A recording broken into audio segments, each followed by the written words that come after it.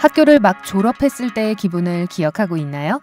맞아요. 이제 여러분에게 시련이란 존재하지 않고 모든 목표를 이루기 위한 계획을 세울 수 있고요. 그야말로 이젠 아무것도 여러분을 막을 수 없죠. 1971년 12월 23일 학교를 졸업한 줄리안 케프케도 아마 같은 생각을 했을 거예요. 하지만 그녀는 그 다음 날 본인에게 무슨 일이 일어날지 전혀 알지 못했습니다. 그러니까 17살의 줄리안 케프케가 페루의 수도 리마에서 학교를 마쳤을 때 아빠를 만나기 위해 그가 근무하던 아마존 열대우림에 위치한 연구소를 엄마와 함께 찾아가려 했어요.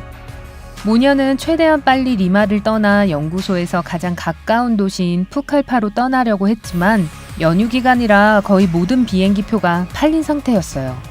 그들의 유일한 선택지는 과거 2번의 기체 추락으로 평판이 좋지 않던 난사 항공이었어요. 하지만 1시간 길이의 짧은 비행이었기 때문에 그들은 걱정하지 않고 란사 508편의 유일하게 남은 2 좌석을 구매했어요. 하지만 기상 악화로 인해 비행기표를 사고도 7시간을 대기한 후에야 겨우 비행기에 탈 수 있었습니다. 드디어 12월 24일 오후에 비행기가 이륙했죠. 처음엔 순조로웠지만 하늘이 금세 조금씩 어두워졌고 비행기는 난기류에 휩싸였습니다. 당연히 케프케는 엄마를 비롯한 다른 승객들처럼 불안해지고 긴장하기 시작했는데요. 분명히 뭔가 잘못된 것이었죠. 비행기는 안데스 산맥을 지나 약 6,400m 상공에서 벼락과 천둥을 동반한 큰 폭풍에 휩싸였습니다. 갑자기 비행기가 위아래로 심하게 흔들렸고 짐칸에 넣어둔 짐가방들이 떨어져서 기내 안에서 날아다녔어요. 겁에 질리고 무력한 케프케는 엄마의 손을 잡고 눈을 질끈 감았어요. 하지만 몇 분 후 벼락이 번쩍하며 비행기에 꽂히자 그녀도 눈을 뜰 수밖에 없었습니다. 연료 탱크에 불이 붙었고 얼마 지나지 않아 비행기 날개 한쪽이 찢어졌어요. 줄리안이 무슨 상황이 벌어졌는지 알아차리기도 전에 비행기는 수직 낙하를 시작했고 기내는 사방으로 찢겨나가기 시작했어요. 벨트로 좌석에 고정된 케프케는 지상에서 약 3,050m 떨어진 상공에서 공중제비를 돌며 그대로 떨어져 버리고 말았습니다. 그녀가 유일하게 듣고 본 것은 속삭이는 바람소리, 그리고 그녀를 향해 빙글빙글 도는 우거진 정글이었어요.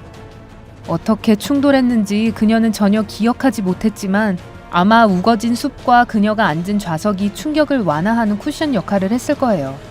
놀랍게도 그녀는 추락 사고에서 살아남았어요. 이거야말로 진짜 기적이죠. 그 다음 24시간 동안 줄리안은 기절했다가 의식을 되찾기를 반복했어요. 정신을 차리고 난 다음 그녀는 엄마를 찾기 시작했죠. 하지만 그녀는 곧 혼자서 정글 한가운데 있다는 걸 깨달았어요. 추락에서 살아남는 것만으로는 부족하다는 듯 이제 이 열대우림을 혼자서 헤쳐나가서 도움을 청해야 할 처지에 놓이게 된 것이었죠. 게다가 줄리안의 쇄골은 골절된 상태였고 팔다리 곳곳에는 깊은 상처가 나 있었습니다.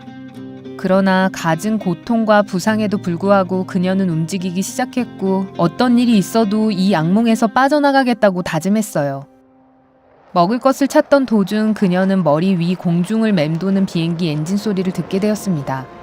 이 비행기 추락 사고는 페루로 하여금 국가 역사상 가장 큰 수색전을 실행하게끔 했지만 숲이 너무 울창하고 거대해서 공중 수색으로도 사고 현장이나 사람 한 명도 찾지 못했습니다. 얼마 후 비행기 소리가 사라지자 그녀는 아무도 자신을 구하러 오지 않을 거란 걸 확실히 알게 됐죠. 다행이었던 것은 추락 현장에서 사탕봉지를 찾은 것이었는데요. 그녀가 다음 열흘을 버티게 해줄 유일한 식량이었죠. 하지만 곧 그녀는 기운을 차릴 만한 소리를 들었는데요. 물이 흐르는 소리였어요. 이쯤에서 알아두어야 할 것은 줄리안은 사실 정글을 꽤 잘 알고 있다는 점인데요. 왜냐하면 그녀의 아버지는 아마존의 야생생물을 연구하는 생물학자였거든요. 그녀는 아빠와 함께 연구실에서 오랜 시간을 보내면서 열대우림에 대한 많은 정보를 배웠어요. 그리고 그녀는 하류를 따라가면 결국 문명을 만날 수 있다는 아빠의 말을 기억해냈죠. 게다가 그녀는 갈증을 해소할 수 있는 물도 얻었죠. 그렇게 줄리안은 작은 개울을 따라 걷기 시작했습니다. 쉽게 예상할 수 있듯이 이 여정은 매우 험난했어요. 아마존 열대우림은 위험으로 가득 차 있습니다. 허기진 표범들과 날카로운 이빨을 자랑하는 검은 악어들, 그리고 마른 잎사귀 사이에 몸을 숨긴 독사들이 가득한 서식지죠. 그들을 실수로 밟지 않기 위해 그녀는 신고 있던 유일한 신발 한 짝을 앞으로 던지고 줍기를 반복하며 조심스럽게 전진했어요. 게다가 앞을 가로막은 거대한 통나무를 오르고 울퉁불퉁한 뿌리를 넘어야만 했죠. 하지만 아무리 덥고 배고파도 그녀는 계속 걸었습니다. 당시 아마존은 우기였기 때문에 따먹을 수 있는 과일도 없었어요. 그녀는 칼도 소지하지 않았기 때문에 야자나무 뿌리에서 야자순을 캐먹을 수도 없었죠. 줄리아는 낮에는 강렬한 햇살을, 밤에는 쌀쌀한 날씨를 견뎌냈습니다. 열대 우림을 헤맨 지 며칠 만에 그녀는 드디어 큰 강기슭에 다다랐어요. 하지만 그곳엔 사람의 흔적이라고는 없었죠. 비록 사기는 떨어졌지만 그녀는 계속 나아가야 한다는 걸 알았습니다. 줄리아는 강가의 수심 얕은 부분엔 노란 가오리가 서식하기 좋아한다는 것을 명심한 채 조심스럽게 나아갔어요. 시간이 너무 오래 걸린다는 걸 깨달은 그녀는 강 가운데에서 수영에 가기로 했어요. 노란 가오리는 수심이 깊은 곳에는 오지 않는다는 것을 알았기에 그녀는 피라냐 떼나 악어 무리만 마주치지 않기를 바랬죠. 결국 그녀는 해가 떠 있을 때는 강에서 수영을 했고 밤에는 휴식을 취하기 위해 무트로 다시 올라왔어요. 하지만 밤에 잠을 자는 것은 쉽지 않았는데 왜냐하면 벌레들이 그녀를 계속 물어뜯었고 상처는 더 악화됐습니다. 지친 여정을 시작한 지 열흘이 되던 날 그녀 스스로 환영을 보는 중인지 착각하게 만들 만한 광경이 드디어 눈앞에 나타났는데요. 바로 큰 배였죠. 줄리아는 이 광경을 믿을 수 없었고 신기루가 아닌지 확인하기 위해 직접 배를 만져보기까지 했어요. 그 배 주변엔 아무도 없었지만 강기슭으로 이어진 길을 발견했어요. 그녀는 야자나무 잎 지붕으로 된 오두막이 나타날 때까지 계속 길을 따라 걸었어요. 오두막엔 아무도 없었지만 줄리아는 선외 모터와 휘발유통을 발견했어요.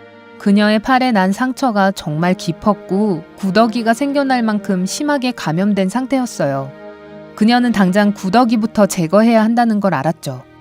줄리아는 예전에 아버지가 경유를 사용해 가족이 함께 키우던 강아지로부터 구더기를 제거한 기억을 떠올렸어요.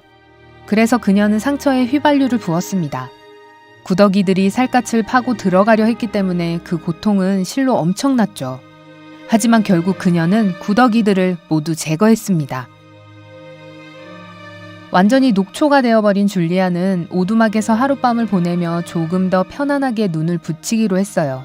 다음날 그녀는 사람 목소리에 잠에서 깼습니다. 밖에서 남자들의 목소리가 들렸죠. 이번에도 그녀는 스스로 환각과 환청에 시달리는 줄로만 알았지만 목소리는 점점 선명해졌고 그 남자들이 오두막에 들어왔습니다. 그들을 처음 봤을 때 줄리안이 얼마나 놀랐을지 생각해보세요. 그들도 적지 않게 당황했는데 그들은 처음에 그녀가 인근에서 전해져 내려오는 전설의 존재인 물의 여신으로 착각했는데요. 이 여신은 돌고래와 금발의 백인 여성 혼종이었습니다. 줄리아는 그 3명의 벌목꾼들에게 자신이 누구인지 밝히고 무슨 일이 있었는지 설명했어요. 그들은 그녀의 상처를 치료하고 먹을 것도 주었습니다. 다음날 아침 그녀를 뗏목에 태우고 강을 따라 내려가 그들의 벌목장으로 데려갔어요. 그녀는 인근 비행사의 도움을 받아 병원으로 갔고 그곳에서 드디어 전문적인 치료를 받았습니다. 그녀의 아버지도 곧 도착했고 그들은 드디어 상봉하게 되었죠. 줄리아는 병원에 머무르는 동안 수사관들에게 사고 현장의 위치를 찾도록 도움을 주었어요. 하지만 안타깝게도 그녀는 현장에서 살아남은 유일한 생존자였습니다. 하지만 이 이야기는 살고자 하는 의지가 강한 사람이라면 환경이 아무리 척박해도 이겨낼 수 있다는 걸 알려주는 훌륭한 예입니다. 만약 여러분이 11일 동안 정글에 갇히게 된다면 어떻게 하시겠어요? 아래 댓글을 통해 당신의 의견을 알려주세요. 비디오에 좋아요를 누르고 친구들과 공유하고 밝으면 채널도 구독해주세요.